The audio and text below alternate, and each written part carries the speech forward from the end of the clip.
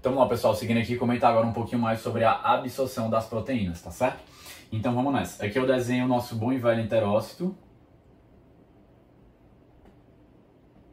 Aqui do lado direito o próprio lúmen, onde a gente vai encontrar o que a gente acabou de ver, que foi o produto da digestão, produto qual são os aminoácidos, os dipeptídeos e os tripeptídeos. Certo? Então vamos aqui entender juntos como é que vai se dar a absorção desses três especiais produtos da digestão. Os três que são capazes de serem absorvidos. Porque se tivessem formas maiores, como polipeptídeos, a gente não conseguiria ter essa absorção. Então vamos lá. Vamos entender que no enterócito a gente tem o quê? A gente tem a membrana basolateral, que seria essa membrana daqui, tá certo? E a gente tem aqui a própria membrana apical. Beleza? Vamos entender que aqui na membrana basolateral a gente encontra a boa e velha bomba de sódio e potássio, certo? Que vai gastar ATP. Então vamos aqui entender o seguinte, essa bomba vai fazer o quê? Vai bombear sódio para fora, potássio para dentro. O que me interessa aqui é aquela questão do sódio. Quando bombear sódio para fora, o que vai acontecer com a concentração de sódio intracelular? Ela vai baixar. Então, o que vai acontecer com o sódio que está aqui presente no lúmen? Esse sódio vai estar querendo entrar aqui dentro do enterócito, tá certo? Vou pintar o sódio aqui como esse asterisco azul. Beleza, então vamos entender o seguinte, que aqui na membrana apical agora, saindo da membrana basolateral e chegando aqui na membrana apical, a gente vai encontrar aqui na membrana apical, a gente vai encontrar um cotransportador. Esse cotransportador vai cotransportar, fazer um mecanismo de simporte entre o sódio e os aminoácidos, ou também entre os outros peptídeos, tá certo? Ou peptídeos. Então aqui digamos que, enfim, aqui poderia ser mais de um cotransportador, né, desenhado, mas é que eu vou desenhar só um para agilizar a explicação. Então o que acontece? Liga-se aqui nesse lado aqui do lúmen do cotransportador, liga-se um aminoácido. E esse aminoácido vai esperar até que venha aqui um íon sódio e se ligue aqui nesse cotransportador. Quando ambos se ligarem, vai ocorrer esse transporte do sódio para dentro, e porque o sódio não está querendo seguir o seu gradiente. Aqui não tem mais sódio, aqui a concentração está baixa.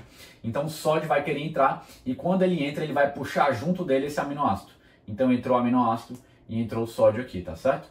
Isso é um mecanismo de transporte ativo secundário, que a gente chama ativo porque gasta energia, secundário porque gasta energia indiretamente. Gasta energia do ATP indiretamente. Porque quem gasta diretamente, aqui seria o transporte ativo primário, quem gasta diretamente é essa bomba de sódio e potássio, tá certo?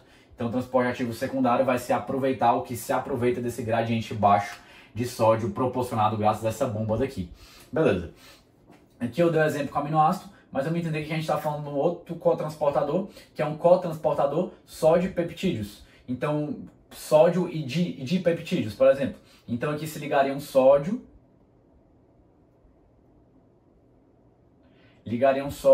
e também ligaria aqui um dipeptídeo. E quando ambos se ligassem, haveria o quê? Haveria esse movimento de entrada do sódio, já que ele está querendo seguir o seu gradiente, e de entrada aqui do dipeptídeo. Então eu consegui colocar aqui o próprio dipeptídeo para dentro, certo?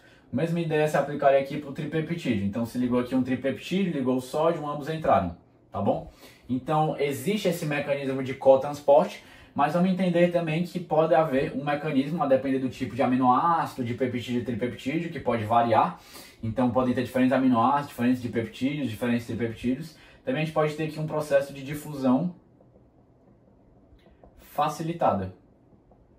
Então pode haver outras proteínas de transporte aqui, que vão pegar esse dipeptídeo e entrar só o dipeptídeo, por exemplo, não requerindo essa presença do sódio. Então eu tô só citando isso porque a literatura cita, pessoal, até mais de, tipo assim, 10 transportadores diferentes para quando a gente tá falando do transporte de proteínas. Mas eu quero destacar o principal mecanismo de transporte, que seria nesse cotransporte com sódio, nesse simporte com sódio, e só deixar citado o quê? Citado também que existem várias e várias outras proteínas aqui transportadoras que podem também realizar esse transporte. Então, eu só queria deixar isso aqui comentado com vocês. E após a entrada aqui, só destacando isso, né? Dos aminoácidos aqui dentro da célula, dos dipeptídeos, dos tripeptídeos, mas só reforçando mais uma vez, porque eu já citei, esses dipeptídeos e tripeptídeos aqui dentro da célula podem encontrar peptidases que estão aqui intracelulares. Então essas peptidases podem fazer o quê? Elas vão degradar essas ligações peptídicas e vai haver a formação ainda maior de aminoácidos aqui dentro. Então esses aminoácidos aqui formados por sua vez agora vão sair aqui por um processo de difusão facilitada graças a uma proteína transportadora aqui na própria membrana basolateral, e eles vão conseguir sair aqui para o meio extracelular, só que agora do lado do interstício. E aqui eles podem entrar nos próprios vasos e serem transportados, tá certo? Então basicamente o que vai sair são especialmente aminoácidos. Então os autores citam até que, beleza, entrou aqui muito dipeptídeo e tripeptídeo, entrou, mas o que vai sair vai ser grande parte, citam até 99% do que sai é aminoácido, graças a essas peptidases intracelulares. Por isso que eu estou só destacando elas novamente. Mas isso aqui é o principal geralzão que eu queria conversar com vocês.